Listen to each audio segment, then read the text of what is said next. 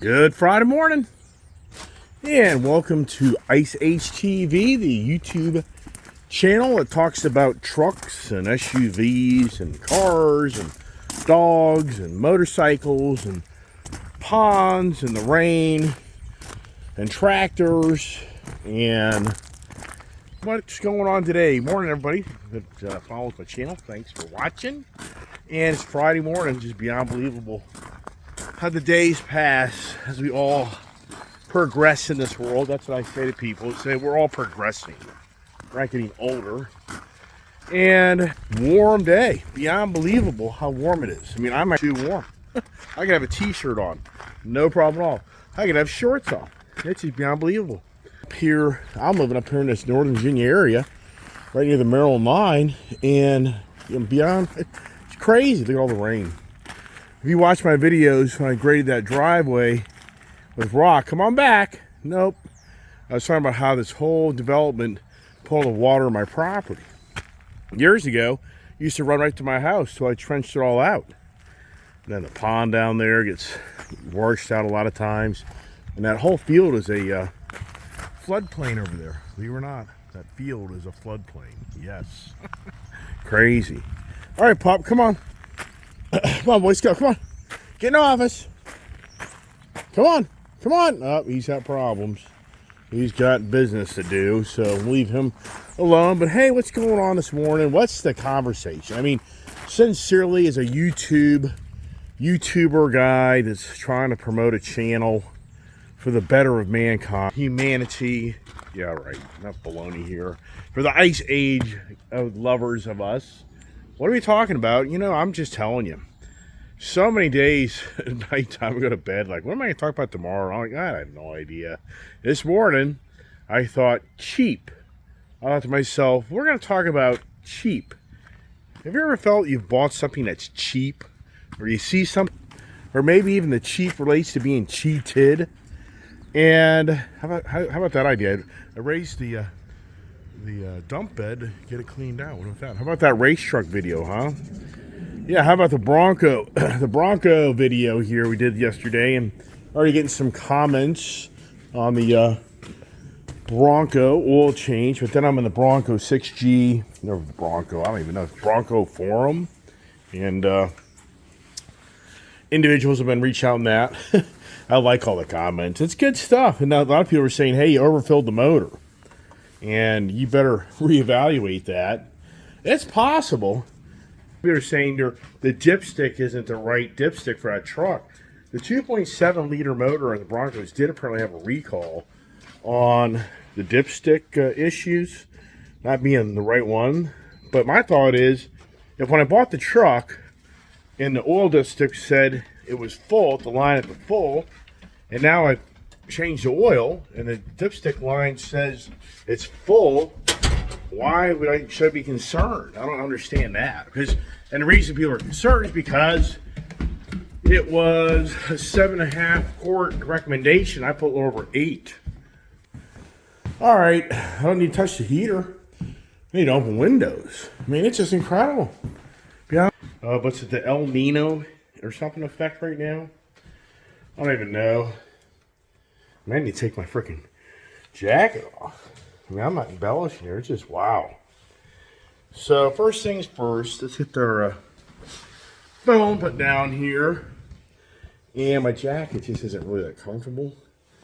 So I'm going to take this thing off. Because my good jacket disappeared. Lighter jacket. Do you know these stories? When you have stuff and the wife borrows it. Anybody know these stories? Yeah. The wife decides to borrow your clothes. Yeah, that happens in my life. Sure, married man could say the same thing. So good videos. Kid did a good job, and got the oil change. And just I'm glad people are watching the videos and people are asking questions and this and that. And so, it was a long day yesterday. I mean, just a lot, until you crawl up these trucks and crawl around your hands and knees all day, you don't get it. And yeah, could I take it to the dealer and do it? Yeah, I could. But am I just a Mr. Cheap Ass? I'm not. I'm not one of those type of people. I mean, I'm very generous in general, and yeah, who's got the money, who doesn't? Yeah, the guy that's a cheap ass, typically that person has all the money. The guy that fights over a penny, that person usually has all the money. A person that's more, forgiving and gives, yeah, usually they're standing high and dry. So I drove the cheap thought in my head, and what drove that was thinking about China. I got to think to myself this morning, and it's really incredible how when I grew up, China was not the main conversation. It was more about Iran, Russia. China was just kind of off the radar screen back in the 70s, 80s, kind of, not much, 90s for sure. It's when Bill Clinton signed that NAFTA, the free trade agreement that opened the door for China to start bringing their goods here to this country. Was it NAFTA? I'm pretty sure it's I can't even think of the name, but that was back like in 1993 or something, 94, when Walmart went from being Sam Walton, wanting everything to be American made, to everything being made in China. So I thought to myself this morning that cheap, but why did that pop in my head? I just thought, what spurred that was because I drove the Toyota Tundra truck, and I felt like the interior had a lot of plastic to it and had such a cheap, fake wood grain look to it. And I'm not here to be critical of the Tundra. I'm saying what drove that to pop in my head, because already I will say this much: I've had a bunch of Tundras, and it definitely, to me, the interiors in Tundras are never like high line, but it seems like the Tundra interior to me has become much more plastic and cheaper. That's just kind of the way I feel about that vehicle. And then if you look at the oil change video yesterday, when you go, and I've had other vehicles that have this, when you go to unplug the oil plane, man, do I need a coffee? I do. When I unplug the oil drain plug on that Bronco, it's plastic. And part of you's like, oh my gosh, that's so cheap. All right, let me get over here so I'm not being too obnoxious drinking my coffee in front of you. I know people kind of get irritated about that, but I'll try to keep it over here. So I haven't really had any coffee. I need my coffee to get myself going. I made everybody dinner. I make dinner a lot, and I always cook the big meals. So I did that last night and take care of the kid, the family, the wife, and the daughter. So it's a lot of work. If you cook meals, between prepping all the food and cooking the food in the grill, and then serving the food, and then eating the food, and then cleaning up afterwards, good Lord, I mean, that's a 2-hour project. Yeah, it is, if you really do a whole, like, full-blown meal. So it's 2 hours. I mean, I've done it so many years. Yeah. So anyways, and I was thinking to myself, too, this morning, when I was growing up, my dad's saying was, there's an Indian behind every tree. That was kind of the running slang, I guess you could say. And I think, wow, now today's slang is there's a Chinaman behind every device. Yeah, I mean, the reality is there's a Chinaman behind every device. And so that's what the cheap, drove me to think about China. That's what's kind of driven the narrative this morning is China. And I think to myself, the North American Free Trade Agreement. That's what it was, right? Pretty sure. I haven't looked it up. It's North American Free Trade Agreement. That, I think, opened up China's door for them to start shoveling all their cheap-ass crap down our throat, and we all fell for it. And here's the thing. I, myself, back in 2004, 5, 6, I spent about 2 years putting together a lawn and garden, really supposed to be a trailer dealership. I spent like 2 years, a solid year, of putting a whole business plan together to open up a lawn and garden equipment dealership, trailer dealership. And in 2007, I pulled that off. So, but it took from 2005 to 2007, just terrible timing. I came into the market right when the whole economy was starting to shift and change, when the housing market was shifting and changing. And you got to wonder, you see all these reports how the housing market is totally tanking. Is that right or wrong? But that's the huge indicator. I said it last year.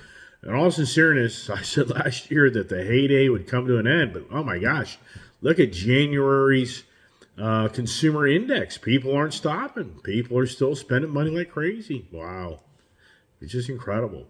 But if I can remember to lead up to that, I don't have any notes. I have no notes. I have nothing in front of me. I'm just speaking off the tip of my tongue. I think many days I should have notes. I should have something in front of me to be more distinctive on some of the conversations I have. And I talk about things and I kind of move on and I don't go back to what I talked about, which I think some people are like, hey, you were talking about that, but then you kind of left that and you never finished that up. Yeah, I'm sorry. I don't have anybody to help me. Yeah, did you hear that? I don't even help me. I mean, nobody can help me. Yeah, right. I gotta have my coffee. I'm gonna drink my Krispy Kreme coffee in front of you. So when I opened that lawn and garden dealership, the biggest competition I had was Lowe's and Home Depot. Because the average person would come in and the first thing they'd do is shop you for price. And so you're going up against the big box stores that are selling all the China crap. That's what I call it, China crap. Is China Depot, okay? China Lowe's, whatever. And to me, this is now, you think about it, it's hard to even believe for me. That was like 18 years ago, 15 years. Yeah, that's like 17 years ago. Wow. Yikes. And so I just used to witness how people go buy the cheap China stuff. And I just used to preach it all the time. I really did preach it all the time, even before I got into that business, on how we're all so fixated on saving money by buying the cheap stuff.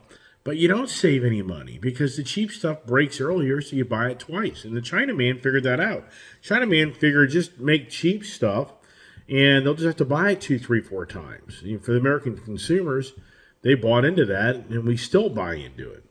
And I just think how China truly changed the infrastructure of this country.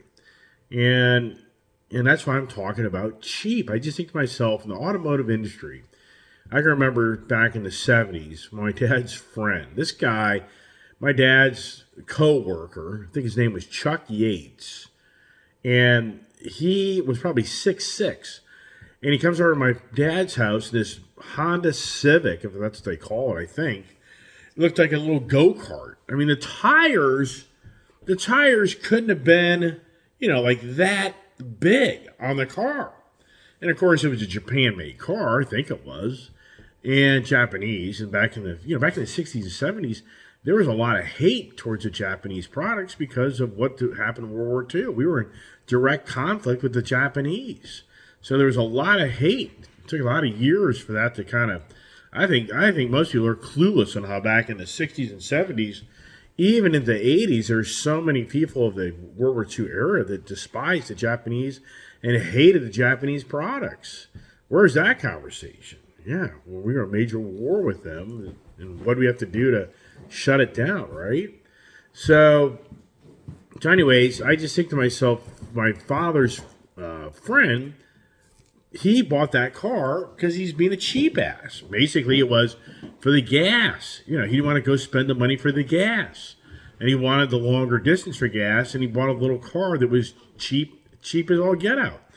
And that's kind of how, in so many ways, the Japanese infiltrated the automotive market in this country was by building cheaper, less expensive cars to compete against the Americans. That was a huge challenge for the company.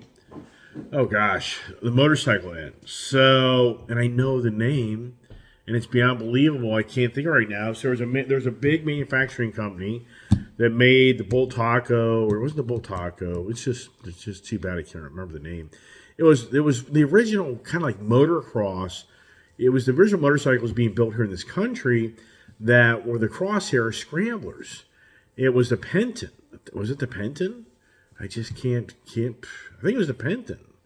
And Penton and KTM eventually merged. But anyways, the Japanese came over here and they literally ruined the American-based manufacturer that was making the future motocross motorcycles. Yeah, once Honda showed up, and then Yamaha showed up, and Kawasaki, and all those companies, they just destroyed the competition here of the homemade products. And I think it was Penton. Pretty sure it was. Jeez. Anyway, so I remember that after I make my video. So the point is, it's all about cheap. And so the Chinese, as we know in the automotive world, the manufacturers went to China for automotive components. But it goes deeper than that. All manufacturing went to China back in like nobody here. Stop it! There's not a person. Just incredible. Oh, the dogs are going nuts. Hey! Oh, my life. The dog life. Have I gone to the dogs? Stop it. Get over here. Come here. Come back here. Nobody here. So yeah, the manufacturing went to China. And why did the manufacturers go to China in building components for cars and motorcycles and for your computers and your TVs? It's infinite. Clothes, infinite. On everything of this country transferred the manufacturing to China. And not only China, to Vietnam and Korea. I mean, there's so many other things, but an initial stage is China. And everybody's impression was the China stuff is cheap. And they're cheaters. Where there's so many stories of where the manufacturing of steel in China, it's not all steel. They add all these other, miscellaneous components, ingredients, elements into the steel. And it's not the same steel as here in this country. And so some people are like, yeah, well, everybody knows that. I'm sure anybody watching my video right now, they'd be like, man, this guy here, he just rambles on about this and that. Yeah, I hear you. And I agree. I'm rambling on about what you already know. I get that. But what I'm trying to convey this morning to people is anybody connecting the dots of what's going on in our country, in the world? And what I mean by that is all these manufacturers went to China for cheap labor, cheap materials, cheap manufacturing to turn around and sell us supposedly cheaper products to help us buy things for the cheap. I mean, isn't that what you're doing? Isn't that why you would buy the China-made things? Because it was cheaper? And you even knew that it was cheaper, but you just sucked it up, buttercup, and figured, if it breaks, whatever. Okay? But if I spent $3 on that versus $6 on an American-made thing, I'm buying the $3 thing. Yes, right. And that's what we did. And that's what the consumers did in this country. We, in the droves, catered to the manufacturing because you paid for it. It's cheaper. All right. Anybody watching my channel right now? They're probably ready to turn it off and say, duh. Okay, well, Mr. Duh, why is everything so expensive now? I mean, why is everything so expensive? Wait a second. Everything went to the manufacturing in China. And the excuse of these big executives was, well, we're going to make you a better product and it's going to be cheaper. Oh, okay. Is anybody looking around right now? Do you know how expensive everything is? And what has China done for us on that side now? Besides, China is destroying our country. It's beyond believable. Beyond believable of what we are witnessing as citizens of this country. The China man is taking over this freaking country.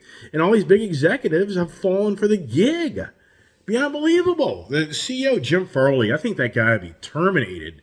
He's going to be terminated. That guy doesn't know what the hell he's doing. I mean, I'll be amazed. That guy is all over the place. I mean, that guy's a Fruit Loop. He's a Jim Farley comedian. Hey, I hope I'm wrong. Hope the guy turns around forward and he's the nicest, biggest, badass guy in the world. I don't see it. I think the guy should have been in the movies with the Jim Farley replacement. Now, yeah, so hello. Has anybody seen anything go down in price? But wait a second. All the executives of these big companies went to China for cheap labor, right? And they went for China for cheaper materials. But yet now, you and I are spending more money in our lifetime for everything that we need. Whoa! And China has a bigger presence in the manufacturing now, domestic, and with international ties and controls more than ever. So by everybody giving China, buying the cheap crap, they have figured out how now they got they are the bosses. They're dictating now what does and doesn't work. Just like Ford, they just signed a big contract on the Inflation Reduction Act that's handing out billions of dollars to entice everybody to buy an electric vehicle and entice every manufacturer to start building electric battery factories and electric car manufacturing at the taxpayers' expense. Hello. Is anybody paying attention to this stuff? That you're subsidizing all this so-called green agenda through the roof of tax dollars with China's hand in it? Oh my gosh, yeah, it's like CATYL or whatever the China Automotive, whatever conglomerate is now in bed with Ford. They've been in bed with Ford, but they're over in China. But now they're going to build a factory, a battery factory for like $2 billion. And Ford's going to get the Green Agenda Tax Reduction Act monies out of that for building the battery factory with China. And the list goes on and on and on with China. I talked about it yesterday. China has 60% of the holdings of the lithium mining in the world. And so China is playing the game that all you, China man's behind every device. China man has figured out how they have gotten control of the world markets. Yeah, you've heard how they play against the dollar versus their yen or whatever the hell value the Chinese have, how they manipulate the markets and everything. And so now China is now driving the price of everything through the roof. And so that's why I'm bringing up cheap this morning, is because back in the day, the impression of China's products where they were cheaper, okay, that was the impressions, cheaper made, cheaper priced, and everybody, bought into that, including the big executives. But yet here today, nothing's cheap anymore. The car prices have gone through the roof. If you think this through, the manufacturing has gotten so much technology to refine itself through all the automation, through all the computer, all the robots, all this technology of everything's just to be more efficient. And right? I mean, isn't that the whole idea that these manufacturing companies have bragged about how to their board, their investors, that, that they're being more efficient because of their manufacturing technology from computers and robots and relationships with other countries and blah, blah, blah. I'm not seeing it. Are you seeing it? Are you seeing anything get cheaper? I look at the iPhone. iPhone, Apple is in with China big time. Is the Apple iPhone getting any cheaper? These things are now $1,000, $1,200, $1,500, $2,000 possibly. I know for a fact they're up to like $1,500. How is that? How does that make any sense? The pitch was, we're in China because we have cheaper labor, cheaper material. Hello everybody. Really bad. I mean, I think it's so sad we're in today's society and country that the China man is totally overtaking this country on the way it's working its way into the world power of being number one. Have you ever seen on TikTok the videos of the third graders, I would say third grade kids that are taking apart pistols and putting pistols back together? I mean, over in China, they're teaching the younger generation how to have capabilities to have warfare. In our country, we're arguing over teaching the kids that what I look like is a disgrace to the country and should be get rid of them. And whatever you want to be or look like is the agenda for the day. And how can I help you to accomplish that? Over in China, they're all focused on be prepared to battle to be the number one superior of the world. And we're here battling over, you hurt my feelings, I don't like the way you look, or I want to change the way I want to look. and you better accept that, or I'm going to do this to you or that to you. I mean, beyond believable where we are. And then it's the old. It's society where the Chinese have taught their people, even though it's a dictatorship, it's a regime, but they've taught their people to respect the regime. And when you mention that the China communist country is a regime, they are offended by that. They've been taught that you're offending them because they look at their country being the better of us or anybody else, and their governing bodies in the school system and their education has taught them to respect their government and their country and to explain how they're better than everybody else. Our governing bodies and school systems are teaching kids that this country is a disgrace from its true beginnings and it needs to be changed. And those that aren't of the same color as the other need to be penalized. And those aren't the same color as the other need to be rewarded. Wow. I mean, wow. So the Chinaman's sitting on the side for our country now, and all they're doing is like, boy, this is just a perfect playbook. 2050, if I'm correct, China's goal is 2050. They will be the superpower, and where this country's going right now. And here's the thing: as an individual, I would never say because China takes over this country that it's like everybody's dead and the end of the society. I would say that if they ever did get the powers to be, one day to have terrorist country, it'd be just a different governing body, and you just live differently. It doesn't mean that I guess you're gonna live in sorrow the rest of your life. I don't know. I mean, it's obvious that China has the biggest population in the world, and it's growing by leaps and bounds. Yeah, China's growing by leaps and bounds. So, I mean, if it's that radically bad over there, why is it growing by leaps and bounds? And people are enriching themselves like never before. Look at all the Chinese aristocrats and elitists more than ever. Because of us, the world economy has gone to them for the cheaper products, but they have figured out how to reverse that, where now they're becoming the more expensive products. Tesla's over there. I mean, what automotive conglomerate's not over in China, or what, John Deere? I mean, the list is infinite, the relationship with China. So China's got the upper hand. And once again, the whole point of this conversation this morning is cheap.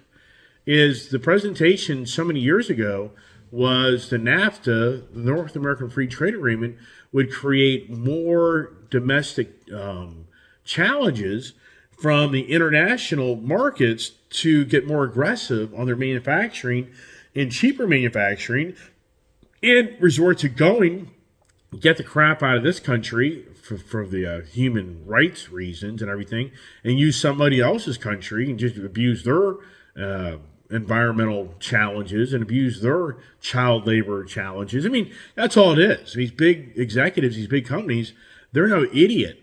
They may be the CEO of this company here, but over in China, their name probably isn't per se like they're the CEO of that company there per se.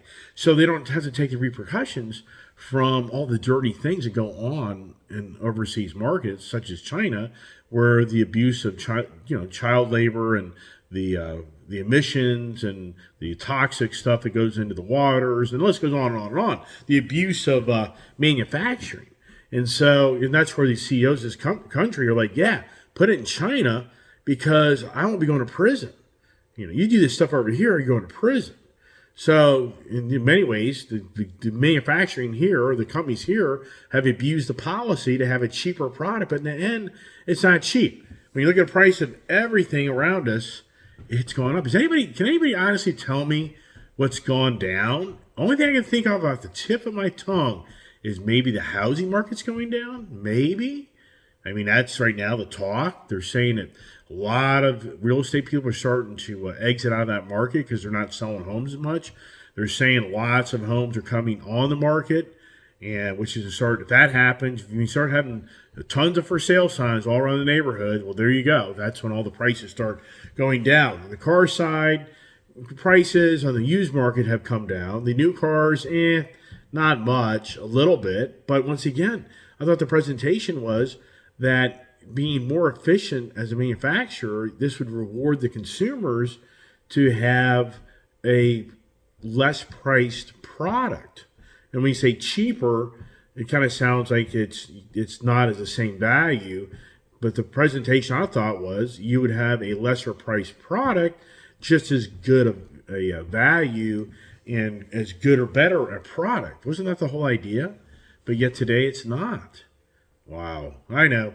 A lot of yabba. But I just think to myself, where we are in today's society, where the government just passed this huge Inflation Reduction Act bill, and it's all the taxpayers' money, and it's all going to be about us subsidizing the future of electric vehicles, which the pitch is that they're the better of the two between ICE and EV, internal combustion engine age.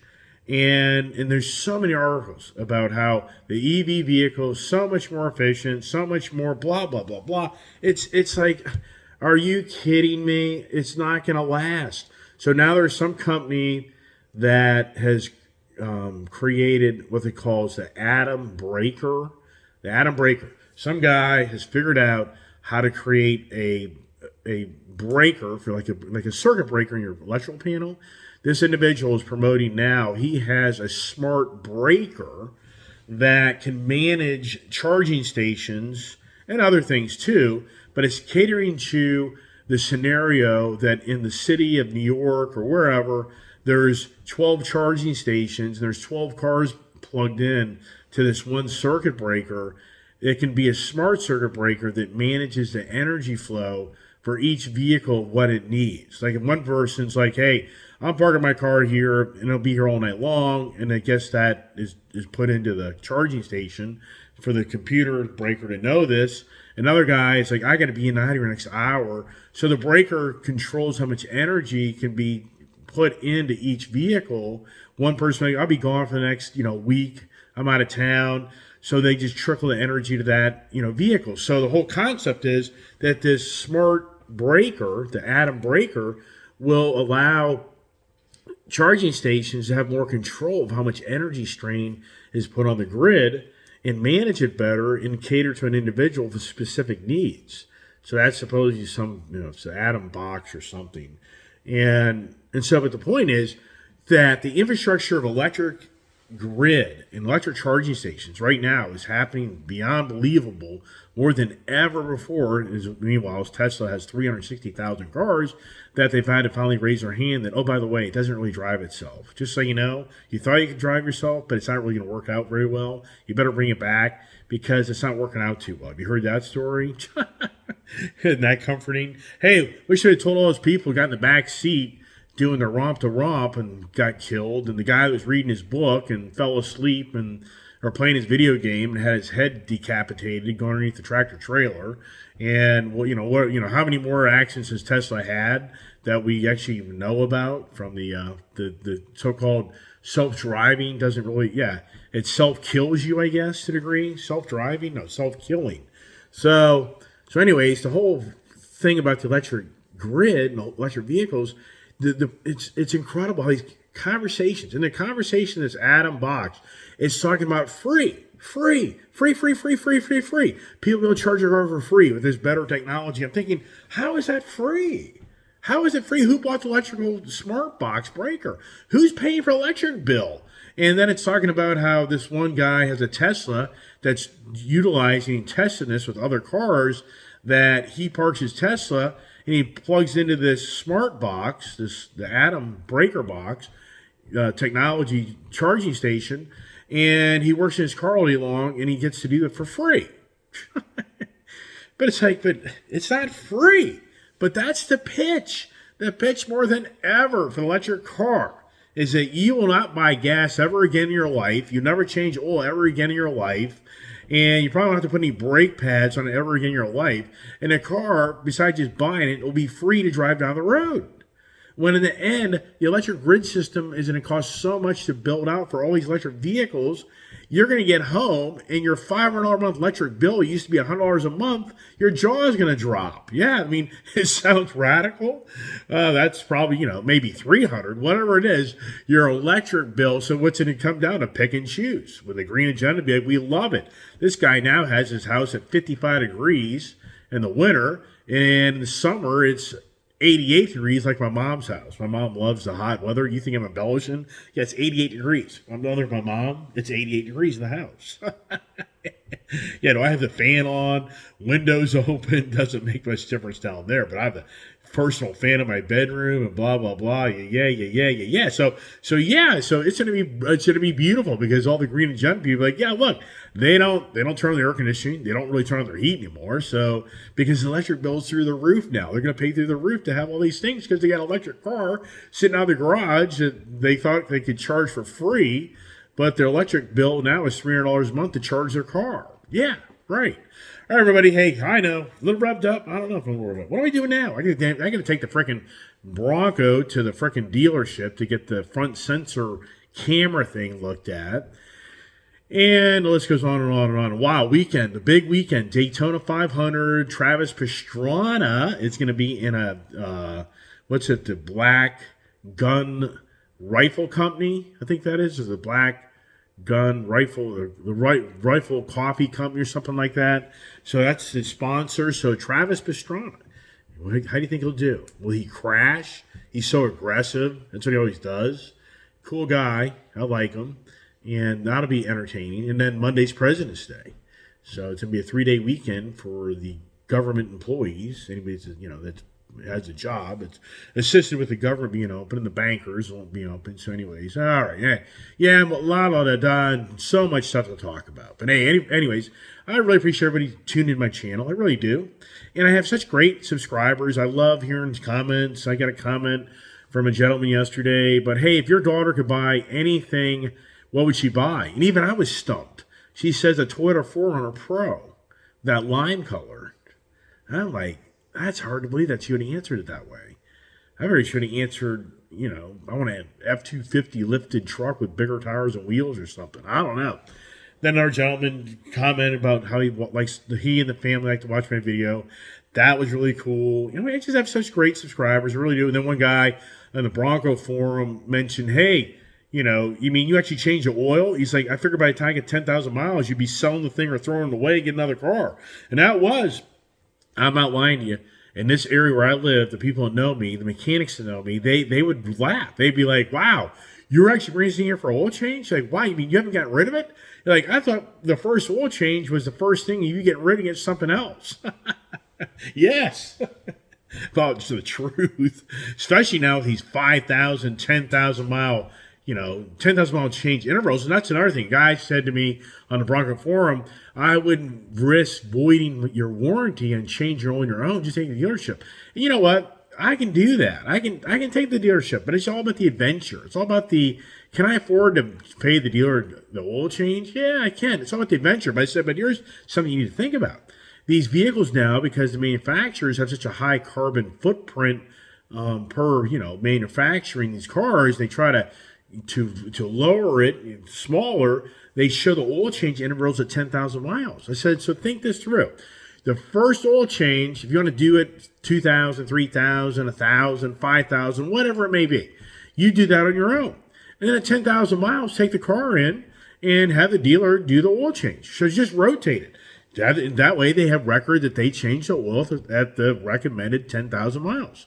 At 15,000 miles, 13,000 miles, whatever you're doing, you can change your own oil, but at the recommended 10,000 mile increments, take it to the dealer and pay them to do it because you may be a 3,000 mile guy. All right, we'll just change the oil like 2 times before you take it to the dealer, and then they're going to have record of them changing the oil to service at the correct services. I don't want to go 10,000 miles on my oil in that Bronco. Forget that. I ain't going 10,000 miles on that Ford F-150 race truck. There's no way. But the manufacturers have figured out that they'd rather buy engines instead of pay the carbon footprint penalties. I mean, that's the reality. The automotive industry has figured out, hey, let's just extend the life of the oil changes, and we have less of a carbon footprint manufacturing on these vehicles and penalties. And in the end, if we blow some motors up, oh, well, we'll buy some motors. Better than paying the millions and millions of the penalties to the government. All right, everybody, that's it. That's a long video. Now I talk. I get it. All right, everybody, hey, thanks so much for watching my channel. And once again, God bless. Stay safe. Stay tuned. What are you doing next?